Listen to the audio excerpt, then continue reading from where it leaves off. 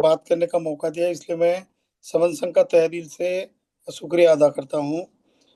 सबसे बड़ी बात है कि आज महाराष्ट्र से लगभग 39 लोग जुड़े हैं, 39 लोग जुड़े हैं। बहुत सारे लोगों ने अपना परिचय नहीं दिया, उनमें से लगभग 31 लोग आज नए जुड़े, फ्रेश। तो उन सारे नए लोगों का मैं अभिनंदन करता हूँ, यहाँ पर स्वागत करता हूँ। और भारत से जितने भी नए लोग जुड़े होंगे उन सभी का ही स्वागत करता हूँ। जिन लोगों का परिचय नहीं हुआ उनका मैं नाम बता देता हूँ, ताकि उनका परिचय तो नहीं हुआ पर वो यहाँ पर उपस्थित है, खासकर महाराष्ट्र से जो है। कि बबन चांदे सर है जो नागपुर से जुड़े हैं, कैलाश मोरे सर है अमरावती से, सुजाता वावरे बहन जी है यवतमाल से, सिंधुताई तो बार बार जुड़ती है, जयश्री पाडेन बहन जी है, हर्षा बोड़के बहन जी है, अरविंद गुर्दे सर है, फुलाताई जादव समन समन संत है, Babita Gujar, Jyoti Khole sir, Rajesh Kamle sir, Chandrashekhar Gujar sir, Devanand Gawai sir, KL Vishwas sir, Prabhakar Kamle sir, Pranita उकेताई, Veer sir, Satyajit Chandrikapure sir, Darshan Shirsat sir, मीराताई वीर बहन जी, धनराज धवने सर, लता राउत बहन जी, युवराज बागड़े सर, संजय शेंडे सर, शुभांगी लिहितकर बहन जी, Prakash Tayde sir, Devanand Lonare sir, Rajesh Bansod sir, Deepak Sonone sir, Manish Usate sir, Ashok Ingole sir, Vanita Raut बहन जी, तायड़े सर, विकास बोरकर सर, बबन आडोले सर, राहुल राहुल खटके सर वापी गुजरात से, कैलाश हुमने सर और आरबी कामले सर।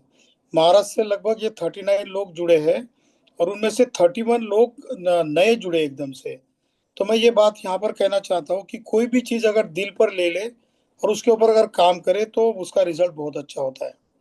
आज सारी टीम ने, जैसे मॉर्निंग में बोला गया था, उस हिसाब से सभी ने काम किया, इसलिए इतने सारे नए लोग जुड़े हैं। जो थोड़ी सी मैं बात करूंगा कि ये दीक्षा भूमि में 2 अक्टूबर को महासमारोह जो होने जा रहा है, इसका मतलब क्या है, क्यों दीक्षा भूमि में नागपुर में ही इन सारे लोगों को बुलाया जा रहा है। दूसरी बात, नागपुर का महत्व क्या है। नागपुर ये की दीक्षा भूमि है, समनों की महाभूमि है, दीक्षा भूमि है। ये क्यों दीक्षा भूमि है, उसके बाद वहीं पे हमको क्यों आना है। और जितने भी नॉर्थ इंडिया से खासकर लगभग 900 800 900 लोगों ने जो बुकिंग कर लिया है, इतना उत्साह बताया है इधर, तो इसको देखकर महाराष्ट्र के लोगों ने जागरूक होना चाहिए, ऐसी स्थिति है। असल में धम्म दीक्षा का मूवमेंट जो नागपुर से शुरू हुआ था, नागपुर से शुरू होने की वजह से महाराष्ट्र में बहुत बड़ा आंदोलन हो चुका था, हुआ भी है, बहुत सारे लोग जागरूक है। पर महाराष्ट्र के लोग बहुत बार इधर जुड़ने में आनाकानी कर देते हैं। वो लोगों ने नॉर्थ के सारे हमारे भाई और बहनों की प्रेरणा ली है और आज ठान ली कि हम लोग जुड़कर बताएंगे। दूसरी बात, उन सब से जो बात हो गई, उन्होंने सभी ने कहा कि अगर हमारे नॉर्थ इंडिया से या सारे भारत के लगभग 10-12 राज्यों से अगर हमारे बहन भाई जुड़ते हैं तो हमने तो बिल्कुल जुड़ना चाहिए। कुछ लोगों ने तो ये बोला कि नागपुर के लिए हम उनका स्वागत करने के लिए बिल्कुल जरूर आएंगे, जो भी काम हमको दे दिया जाएगा वो सारा काम हम पूरा बहुत शिद्दत से करेंगे। तो इसीलिए नागपुर में जुड़ना है। पर नागपुर में ही क्यों, नागपुर का थोड़ा सा इतिहास बता दूं। जब महासमंत तथागत बुद्ध का जो विचार है, उनकी विचारधारा, उनका कल्चर और समणों का कल्चर जो उनसे पहले ही यहाँ पर इस्टेब्लिश था, उस कल्चर का नागपुर से क्या संबंध है। हमको सभी को पता है कि हम धम्म वंदना, बुद्ध वंदना, संघ वंदना गाते हैं। उसमें से एक गाता है, लंका जम्बूदीपे तिदस पुरवरे नागलोके चतुपे सभ्य बुद्धस्स बिंबे सकल दस दिशे केस लोमादि धातु। लंका जम्बूद्वीप, लंका यानी श्रीलंका, जम्बूद्वीप यानी जो भारत है, तो नागलोके चतुपे, इसमें एक नाग लोक थे। भारत के सारे जितने भी पुराने लोग हैं, हमारे महासमन लोग हैं और उनके जितने भी अनुयायी थे, ये नाग लोग थे। इसीलिए इस गाथा में लिखा है कि नागलोके चतुपे, नाग लोगों ने तथागत समन समन समन बुद्ध ने जो शिक्षा दी थी और उनसे पहले जो इनका कल्चर था, उस कल्चर को याद रखते हुए थूपे यानी स्तूप, पाली में थूप बोला जाता है, मराठी में या फिर हमारी भाषा में स्तूप बोला जाता है। तो इन्होंने स्तूप की रचना की थी, स्तूप उभारे थे। हम सभी को पता है कि सम्राट अशोक के काल में 84,000 जो स्तूप का निर्माण किया था, वो केवल मात्र स्तूप या स्तंभ नहीं थे, वहां पर अभी का नया संशोधन ऐसा आया है कि सम्राट अशोक ने महासमनों का कल्चर लगभग 2/3 एशिया में, एशिया के एकदम पश्चिम बाउंड्री तक, और इधर पूर्व में चाइना, जापान, कोरिया, थाईलैंड, ये सारे Java, Sumatra, Bali, Indonesia, Burma, और पूरा भारत, ये बांग्लादेश, पाकिस्तान, अफगानिस्तान, खोरान, खोतान, मंगोलिया, साइबेरिया, साइबेरिया के नीचे की बाउंड्री तक, यूक्रेन तक, और वहां की बॉर्डर ईरान, ईरान तक, मेसोपोटामिया और पर्सिया, ऐसा बोला जाता था उस वक्त। तो सम्राट अशोक का जो राज्य था लगभग आज के स्वतंत्र भारत के 2.5 गुना बड़ा था। इतना सारा समनों का राज्य, समनों का जो एरिया, समनों का जो व्यवहार, समनों की संस्कृति कैसे फैली थी? तो इसके पीछे बहुत बड़ी मेहनत थी। जो सोच आती थी समनों की, समनों का एक बात बहुत होती थी, उनकी जरूर होती थी, एक बार किसी चीज को करने की अगर उन्होंने ठान ली तो बात कर ही लेते थे। जैसा कि हमने देखा है कि इतिहास में कलिंग का युद्ध है, कलिंग के युद्ध के बारे में सारे लोग जानते हैं। सम्राट अशोक ने उस वक्त युद्ध में जो भेरी घोष होता था, मतलब भेरियों को बोलने को बोला जाता था, दहाड़ती थी और युद्ध शुरू हो जाता। ये सारा युद्ध खत्म करके भेरी घोष के जगह धम्म घोष शुरू किया। और उस धम्म घोष को शुरू करने से हमारा क्या क्या हुआ, तो सम्राट अशोक ने हर 35 किलोमीटर पर एक स्तूप का निर्माण किया था। उस स्तूप के बगल में एक विहार होता था, उस विहार के बगल में एक संगाराम होता था, उस संगाराम के बगल में एक चैत्य होता था, और हर स्तूप के जगह पर एक बोधि वृक्ष होता था। ये 5 चीजें जहां पर हो, वहां पर समनों का शनिचर का कार्यक्रम लगता था। शनिचर्या होती थी, शनिचर को सारे के सारे समन लोग हैं इकट्ठा आ जाते थे, और हफ्ते भर में क्या हुआ इसका पूरा एनालिसिस होता था। ये एनालिसिस करने की प्रथा महासमंत तथागत बुद्ध के जमाने में एकदम सिस्टमेटिक तैयार हो गई। और वो जो उनका समनों का जो प्रचार प्रसार का माध्यम है, उसको दिन दुगुना और चौगुना करने का काम महासमंत सम्राट सम्मट अशोक ने किया। अशोक ने एक बात पॉलिसी अपने एडमिनिस्ट्रेशन में लगाई। उस एडमिनिस्ट्रेशन का हेतु ये था कि जो सोच, जो विचार मुझे मिला है, जिस विचारधारा की वजह से मैंने अपने जिंदगी में युद्ध को छोड़ दिया, लेकिन लोगों को सुखी बनाने का काम मैंने शुरू किया। उन्होंने अपने शिलालेख में भी लिखा है कि ऐसा ही विधियायाम धम्म पालना धम्म विधाने सुखी अनग होती थी। मैंने जो धम्म जो सीखा है, मैंने जो समनों का कल्चर सीखा, इस वजह से मेरा जीवन 180 डिग्री टर्न हुआ है। वो कहते हैं कि मैं पहले यही सोचता था कि तलवार के नोक पर मैं अपना साम्राज्य सारी दुनिया में फैलाऊं, और मैं दुनिया का अनभिषिक्त सम्राट बन जाऊं, ताकि लोग मुझे डरे। पर जब उनको ये पता चला कि जो युद्ध हुआ वहां का, कलिंग के युद्धों से उनके मन में 180 डिग्री का परिवर्तन हुआ। उन्होंने कहा कि जिस सिस्टम से ये दुनिया ताकत से बढ़ती है या डर से बढ़ती है, वो झूठी दुनिया होती है। तो असली और सही दुनिया बढ़ने का अगर माध्यम कोई है, तो मैत्री, करुणा, मुदिता, उपेक्षा, प्रेम, भाईचारा, यही माध्यम है। तब से सम्राट अशोक ने अपनी फॉरेन पॉलिसी भी बनाई। वो फॉरेन पॉलिसी इस बेस के आधार पर बनी जो राजा प्रसेनजीत और तथागत महासमंद सम्यक संबुद्ध ने उनको बताई थी। तो सम्राट प्रसेनजीत, जिनको पसे नदी कहा जाता है पाली में, उसके बाद बिंबिसार राजा को भी बताया था, उसके बाद अजात शत्रु को भी बताया जाता था। इस वक्त इन राजाओं को जो पॉलिसी बताई थी, उसी पॉलिसी का मॉडिफाइड स्वरूप सम्राट अशोक ने किया। और उन्होंने अपना फिर लिखित संविधान लिखना शुरू किया पत्थरों पे, क्योंकि उस वक्त आज के जैसी लिपियां नहीं थी, लिपिबद्ध होकर नहीं होता था, सारी कुछ याद किया जाता था।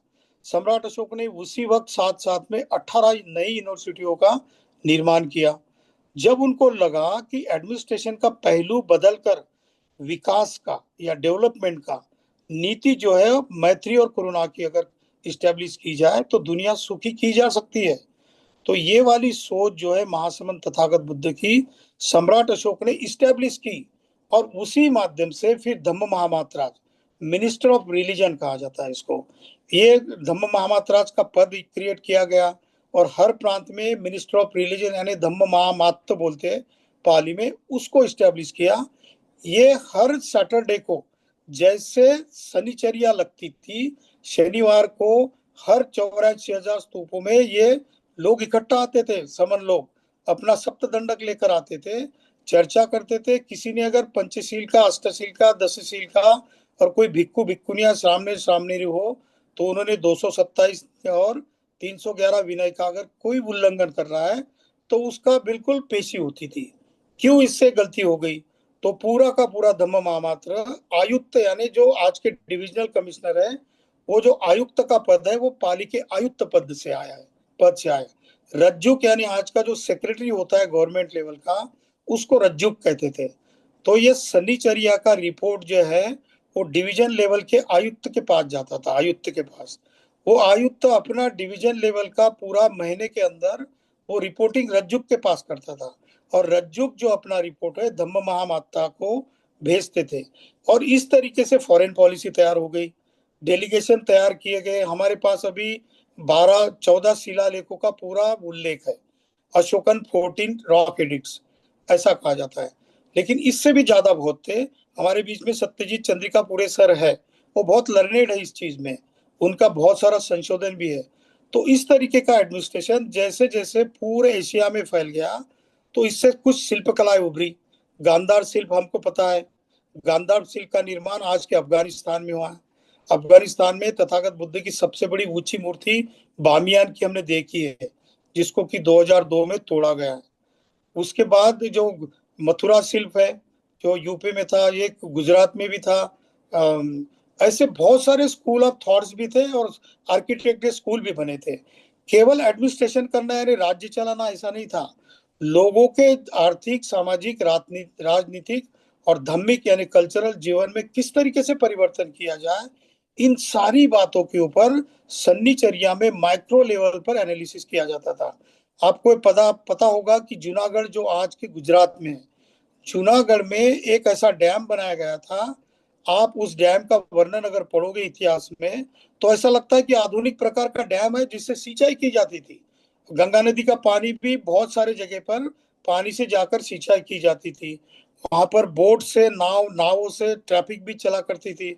और ग्रैंड ट्रंक रोड जो शेरशाह सूर ने 1645 में जो बनाया, वो सम्राट अशोक की देन है। सम्राट अशोक ने पहला जो पाटना से जो है वो जो रूट रूट बनाया था, सीधा काबुल तक जाता था, और काबुल से कंधार होते हुए वो पूरा ईरान तक जाता था। तो ये वाली इतनी सारी डेवलपमेंट कैसी हो गई?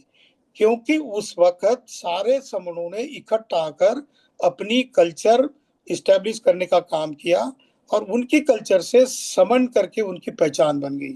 आज भी आप अफगानिस्तान, ईरान, इराक इस तरफ अगर जाते हो और पश्चिम एशिया में जाते हो, तो आज भी सारे भारत के लोगों को समन लोग करके पुकारते हैं। तो ये सारा कुछ भूले कैसे क्यों? तो ये यही गाथा है जो लंका जम्बूदीपे तिदस पुरवरे नागलोके चतुपे। ये जो गाथा जो गाई है, जो हमारे इसमें आती है शीलों में, इस गाथा का उल्लेख इसीलिए आया है क्योंकि ये जो भूमि थी ये नागों की भूमि थी। और उस वक्त नागपुर जो है नागों की सारी प्रक्रियाओं का सेंटर हुआ करता था। बाबा साहब के मन में जब ये बात आई, उनके मन में तो 1908 में ही बात आई, 7 में, जब उनको बुद्ध का चरित्र दिया गया था। उन्होंने उस किताब को लगभग 10 बार पढ़ा, इतनी गहराई से पढ़ा। उनके बाल जीवन में 10वीं पास हुआ लड़का था, उसका सत्कार हो गया। वो केलुस्कर गुरुजी ने किताब लिखी थी, और वो गार्डन में वो देखते थे कि ये बच्चा बहुत पढ़ाई कर रहा है, क्यों इतना पढ़ता है। तो उस बच्चे की मुलाकात ली और वो किताब जब प्रेजेंट की उन्होंने 10वीं कक्षा पास होने के उपलक्ष्य में, तो उस किताब को महासमन बाबा साहब कहते हैं कि सारी कल्चरल रूट्स जो है मेरे मन की, विचारों की, उस वक्त मेरे मन में आई। और तब से मैंने ठान लिया था कि मैं इस जीवन में जीऊंगा तो बहुत कुछ अलग करके जीऊंगा। उस इंसान ने जब कोलंबिया यूनिवर्सिटी में गए, लंदन स्कूल ऑफ इकोनॉमिक्स में गए, बॉन यूनिवर्सिटी में गए जर्मनी में, तो कंपेरेटिव स्टडी की उन्होंने। पर उस वक्त उन्होंने लगभग 1920s में ही उनका उनका मन इस तरफ आया था कि इस देश को अगर अच्छी तरीके से दुरुस्त करना है, अच्छी तरीके से चलाना है, तो एकमात्र रास्ता है हमारे महासमंद पुरखों के रास्ते पर इस देश को लीड किया जा सकता है। पर दुर्भाग्य की बात थी कि उस वक्त सोशल सिस्टम इतनी बुरी थी कि जो इंसान इस देश को दुरुस्त करने का सपना देख रहा था, सपना संजो रहा था, उसके रास्ते में हजारों रोड़े, हजारों हर्डल्स लाए जाते थे। चाहे वो फिर साउथ बोरो कमीशन की वो बात सभी लोगों को इलेक्ट्रोल वोट की बात देने की बात करते थे 1919 में, या फिर 1924 में बहिष्कृत हितकारिणी सभा से सारे लोगों को शिक्षा देने की बात करते थे, या 1927 में साइमन कमीशन के सामने उन्होंने साक्ष्य दी थी और अपनी प्रॉब्लम ऑफ रूपी में पूरी इकोनॉमिक रिफॉर्म्स करने की बात वो करते थे।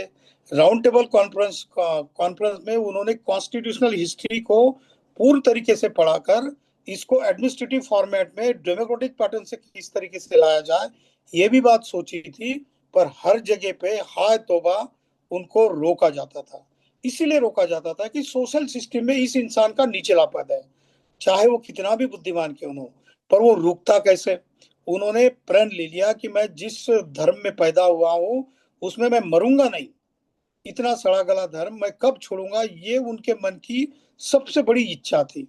उन्होंने देखते देखते इस देश का दुनिया का सबसे बेहतरीन डेमोक्रेटिक सिस्टम यहाँ पर खड़ा किया, संविधान के तौर पर, जिसको कि best document in the world कहा जाता है भारत के संविधान को। पर उनका एक सपना अभी अधूरा था। उनको बार बार लगता था कि मैं यहाँ पर समणों का कल्चर कब इस्टेब्लिश करने की शुरुआत करूं। ये किताब 1946-47 में आई है, रेवुलेशन एंड काउंटर रेवुलेशन। इसमें वो पूरी थीम डालते हैं और उस किताब की थीम का निचोड़ भारत के संविधान के फंडामेंटल राइट चैप्टर 3 में और directive principle of state policy chapter 4 में डालते हैं। बाबा साहब कहते हैं कि कुछ बातें मैंने कॉन्स्टिट्यूशनल मोरालिटी और कॉन्स्टिट्यूशनल मेथड से इतनी बखूबी ढंग से डाली है किसी को पता भी नहीं चलेगा कि समनों का कल्चर मैंने वहां पे पिरोया है, बीज उसके बो दिए हैं। पर ये बात असल में करने का काम मौका आया 1956 में, लेकिन तब पता नहीं उनके जीवन का अंतिम काल चल रहा था। और जो भी कोई बोधिसत्व होता है वो कुछ ऐसे निशान छोड़ जाता है, उसका एक दिन का काम भी हजारों साल की रास्तों का निर्माण करने का काम होता है। तो ये महासमणों का जो इतिहास हमारी संगति है, ये संगतियां तथागत बुद्ध से लेके जितने भी महासमण है हमारे, जैसे संत रविदास है, गुरुदास, संत कबीर है, संत घासीदास जी है, गुरुचांद ठाकुर, हरचांद ठाकुर है, ज्योतिराव फूले है, छत्रपति शिवाजी महाराज है, शाहू महाराज है, अन्नाभाऊ साठे है, बिरसा मुंडा जी है, पेरियार जी है, ये जितने भी सारे हमारे महासमन हुए, इनकी विचारों के अंदर जाके डीप डाउन जाकर आप सोचोगे तो एक ही सोच निकल आती है कि हमारे कल्चर का क्या होगा, हम लोग एक दूसरे के साथ किस तरीके से बर्ताव करेंगे मैत्री और करुणा से। तो ये वाला कल्चर का पूरा निचोड़ अब समन संघ ने निकाला है बाहर। समन संघ ने बहुत, जैसे किसी आर्कियोलॉजिकल साइट में बहुत देर तक खोदा जाता है और उस खोदने के बाद बड़ी बड़ी मूर्तियां, बड़े बड़े भंडार, कभी बहुत सारे हीरे जवाहरात निकल आते हैं। उसी तरीके से समन संघ ने अपनी वैचारिकी से इस कल्चर को खोदने का काम किया है और इसको एक निचोड़ के तौर पर महासमनों की विचारों को एक जगह पर लाकर एक नया प्रोडक्ट नहीं बल्कि पुराना ही लेकिन बहुत दुरुस्त करके प्रोडक्ट देने का सोचा है। इसका जो उद्घाटन होने जा रहा है, इसकी जो सही मायने में शुरुआत होने जा रही है, हजारों लाखों लोगों के बीच में समन संघ ये आइडियोलॉजी उद्घाटित करना चाहता है, बताना चाहता है कि ये समणों समणियों, अब आपको अपने जीवन में वक्त नहीं गंवाना है। अपनी अपनी जो बीच बीच में छोटी मोटी बातें, संगठनों के बीच के टकराव है, या फिर आपके पद, पैसा, प्रतिष्ठा, मंचमालाओं के छोटे मोटे दुर्गुण हैं, इनको जल्द से जल्द भूल जाओ क्योंकि हमारे पास वक्त कम है। कहीं ऐसा ना हो कि जो दुनिया का सबसे बेहतरीन संविधान यहाँ पर निर्माण किया है उसके चले जाने से पहले अगर हम जिंदा नहीं हो जाएंगे